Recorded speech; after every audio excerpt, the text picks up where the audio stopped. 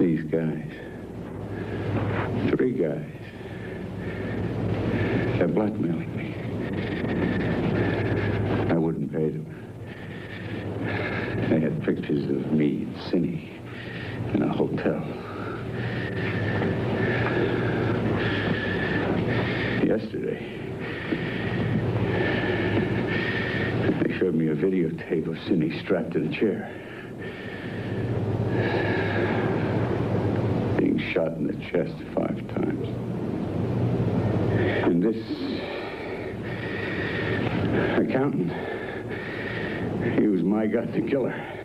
Roy Scheider's been fooling around with a topless dancer, and now he tells his wife, Anne Margaret, that he's being blackmailed. That's the setup for 52 Pickup, one of the new movies we're going to be reviewing this week. And I'm Roger Ebert of the Chicago Sun-Times. I'm Gene Siskel of the Chicago Tribune. The title 52 Pickup refers, of course, to that old joke about a card game where you throw the cards in the air and someone else has to pick all 52 of them up. In the movie, Roy Scheider plays a successful businessman whose life is a house of cards that has been thrown in the air by blackmailers who have videotape proof that he's been cheating on his wife.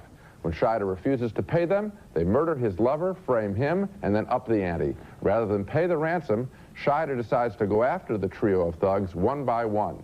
And his journey takes him into the drug and porno worlds where he interviews a prostitute who is friendly with a young girl he'd been seeing.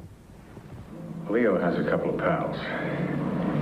A white one and a black one. Honey, I didn't say nothing.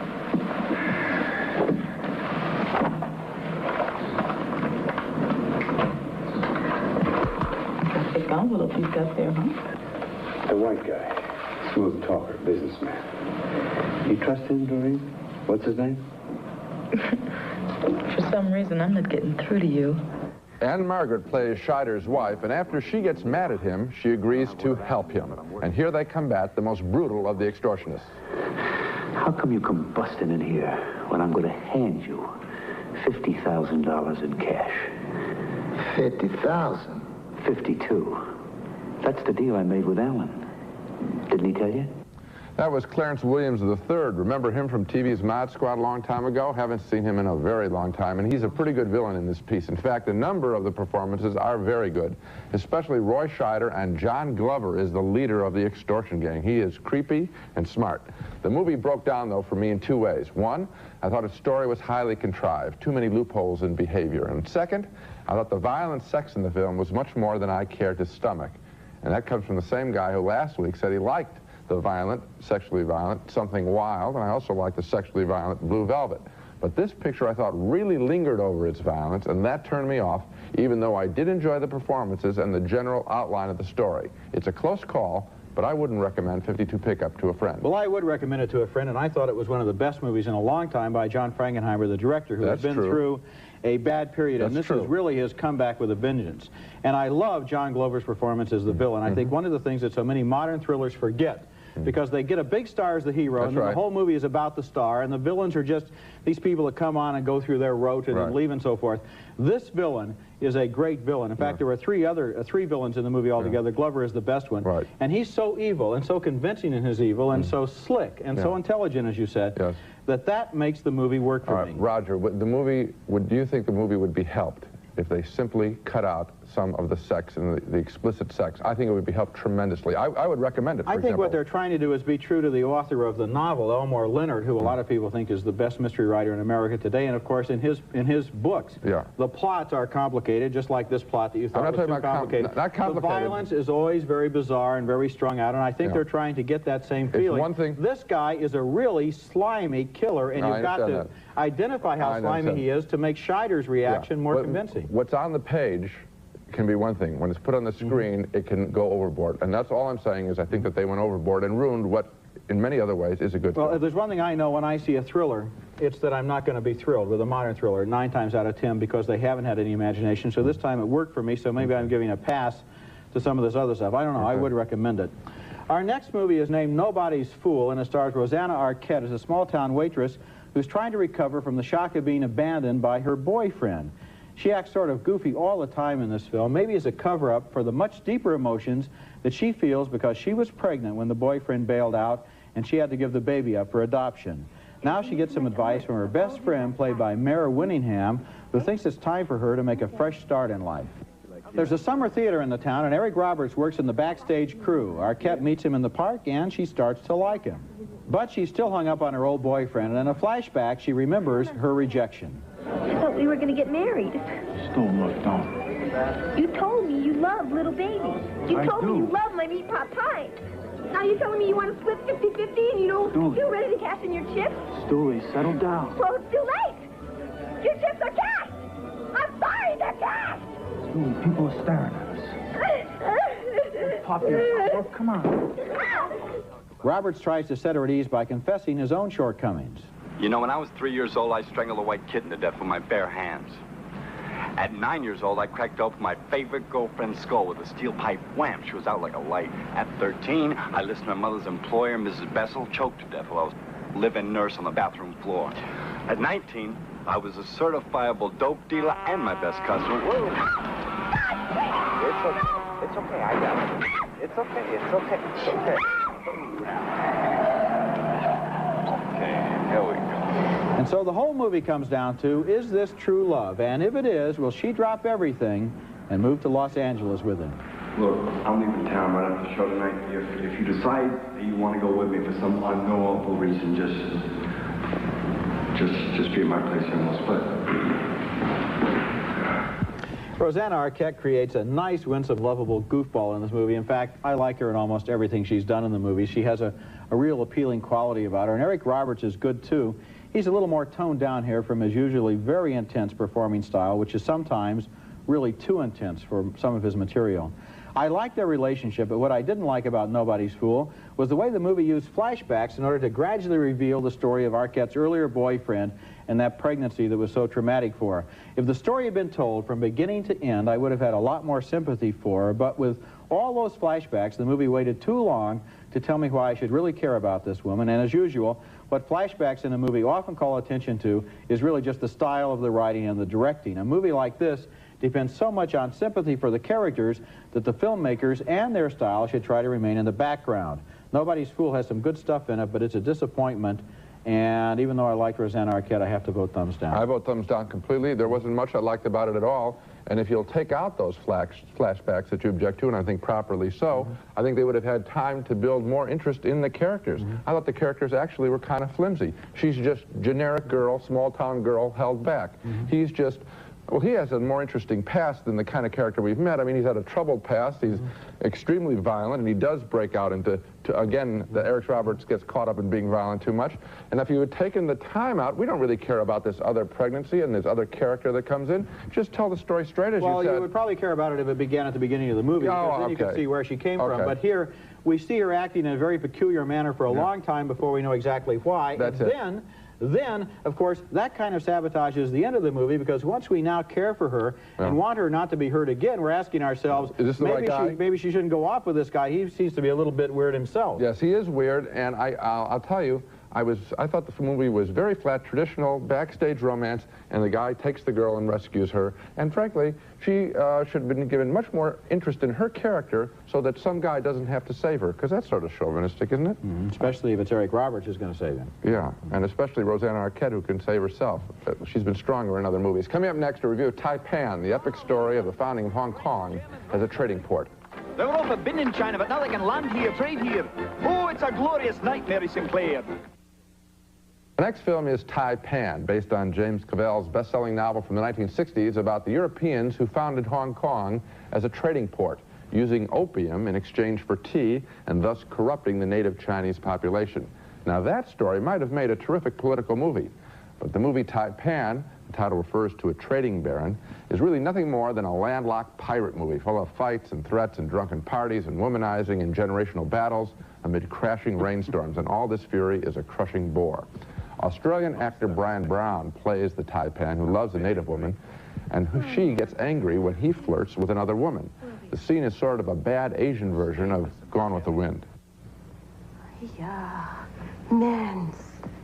Men, not men's. Men! I am told men's a place in best on the winner of your prize. And you stand there and eat up her bosoms.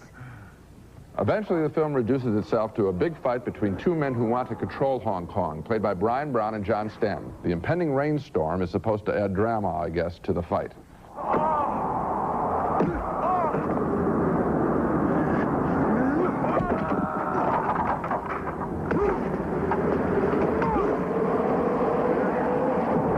There's a lot more rain than that. At that point, I'd like to see him bring out mops and just hit each other or clean up the mess, one of the two. By the time that fight comes around, we have been laughing at the overblown action in Tai-Pan. Roger, you'll get your say in just a second. I'm sure you can think of things I forgot. The waste of the Chinese locations and all the fal-de-ral about who's going to marry whom. Hong Kong is supposedly one of the most exciting places in the world. Well, the Hong Kong Travel Association ought to ban the showing of this movie, which does nothing to arouse our interest in Hong Kong's past or present. It's a major waste of time and money. Our time, their money. This is one of the most ridiculous movies that I have seen probably in 5 years. I'm trying to think back, probably since Inframan, the one about how I want to point out that you were out of town on Howard the Duck. I did miss Howard the Duck. This movie is unbelievable. One of my favorite scenes involves Mary Sinclair, that girl who comes out from London and becomes such a successful prostitute that when the one Tai-Pan's notes are called in, she is, but just from her savings account, she's able to advance him enough money to buy all of Hong Kong, which inspires that fabulous line, "You're not the Mary Sinclair I knew." Yeah. Apparently what happened is the entire British Empire went out there and spent 40 years in bed, right? And occasionally they got up for a costume dance or a sword fight. Right. And the other amazing thing is none of these guys age. You notice that? I didn't notice you see that. Brian Brown at the beginning, they're shelling the Chinese coast. It's about 1802 or 1804. Right. 40 years later, he's still dancing around in the parapets in this big sword fight. Meanwhile, he's got a grown son. I mean, he must be about 80 by then, and he hasn't, not a single whisker has changed. It's unbelievable. Roger will be back with more comments about this movie on other shows. It'll take other shows to complete your review. When we come back, we'll review one of the most extraordinary films of the year, The Sacrifice, about a man who offers his own life to stop a nuclear war.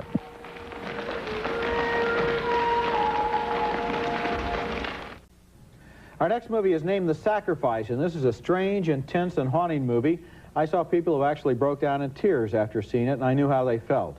The movie is an international production directed by Andrei Tarkovsky, a Russian now living in Paris, and it was shot on the island of Faro in the Baltic Sea between Sweden and Russia.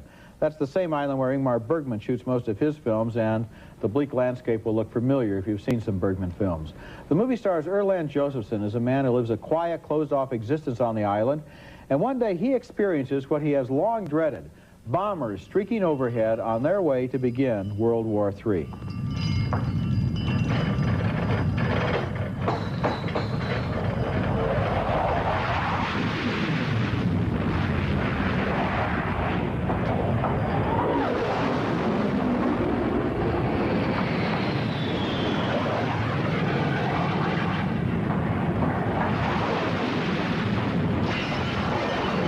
The movie now almost enters into this man's own soul, where he performs an examination of conscience to see whether his own sins and failings are being punished. Then he offers a sacrifice, his own life, to buy back a few seconds of the precious time of the universe, which would mean that the missiles had never been sent.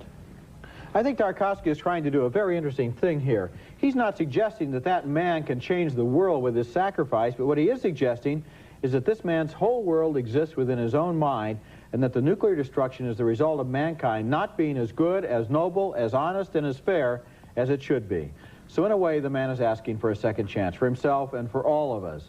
The movie is not simply about nuclear war. It's about the war between good and evil in one man's soul. It's almost as if the movie says nuclear war comes out of the evil in our soul. If we can cure our souls, we can clear our destruction.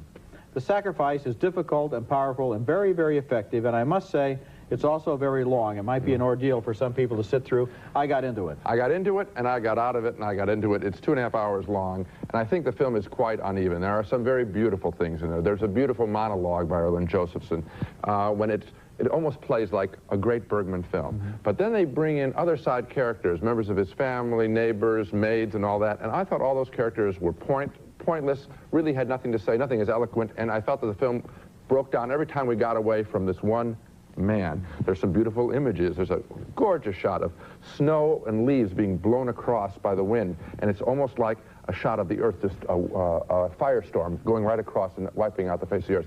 The film is great beauty and great monologues, but then it has a whole bunch of other stuff in it which makes the film very uneven. Well, maybe you ought to say something about Tarkovsky, who directed it. I've seen at least 3 of his other films, Nostalgia, Solaris, and Andrei Rublev, that film about the building of the giant bell in the Middle Ages, one of the greatest films ever made. Tarkovsky's films are always long. And one of the things I think he's trying to do is make his films so long that we lose touch with the person that we were when we came into the theater, in a way, that we come entirely into his universe, and he completely absorbs us with these images, including the downtime, including the boring time, so if it is boring, so that by the end he's got us reduced to the point where he can give us the message that he's trying to give us. In other words, it's the opposite of entertaining us. He's trying to absorb us. Yeah, well, Roger, I got the message because in his opening speech it's very clear what he's talking about, and he has, and the nightmare of the destruction of the earth. I got the message very early. I'm just saying that let's take an editing to this film, and we would have a great film. We would have a great film if we reduced the characters. Well, I certainly can recommend it anyway, especially to anyone who finds that kind of subject matter interesting, because it's not just a propaganda film. It's very thoughtful. Coming up next, our special home video segment, and we're going to review 2 new releases, including an American thriller and a surprising smash hit from Africa. Where we take a look at new releases just out in your local cassette store. And the film this week that caught my eye is one of the most successful foreign films ever to play America. It's The Gods Must Be Crazy, a fanciful yarn from South Africa about a primitive tribe finding a Coke bottle and beginning to worship it, and how that worship changes all their lives. It brings the natives in contact with white society, for one thing, and that's where the film breaks down for me into ordinary slapstick, as in this scene.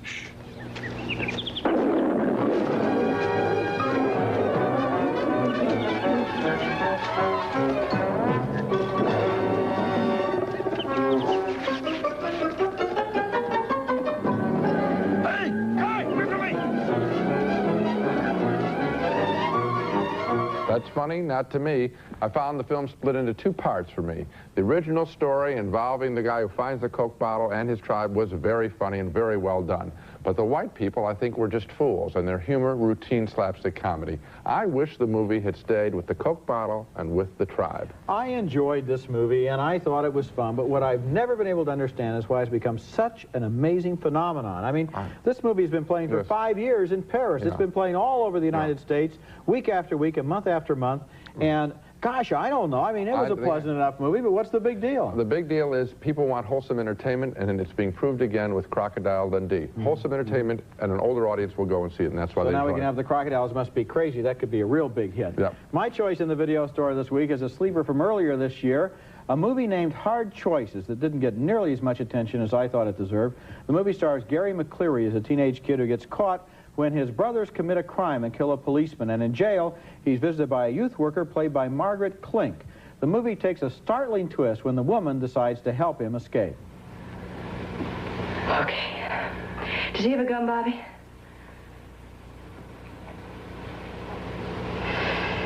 It's on the wall. Go get it. Just wait a minute. Go get the gun.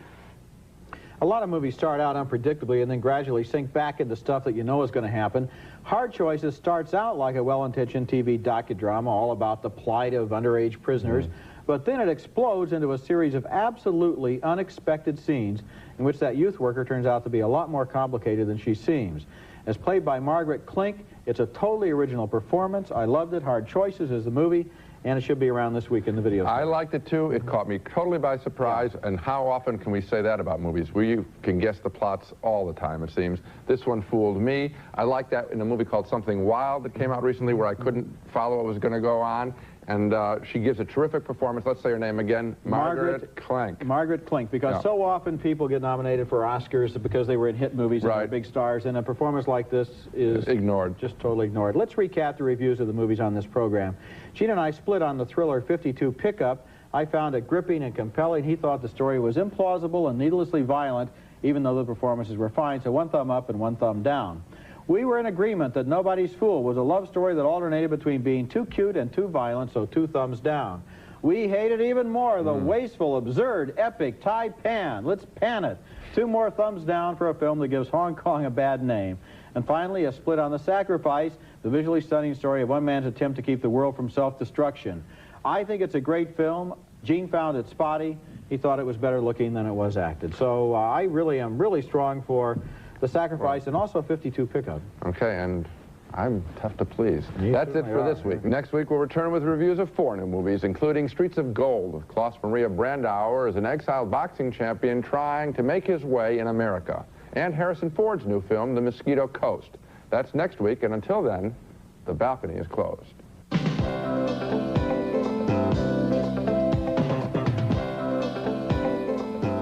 Schaefer & Sons classic pianos, organs, guitars, and drums. Instruments for all your musical needs. From Schaefer & Sons.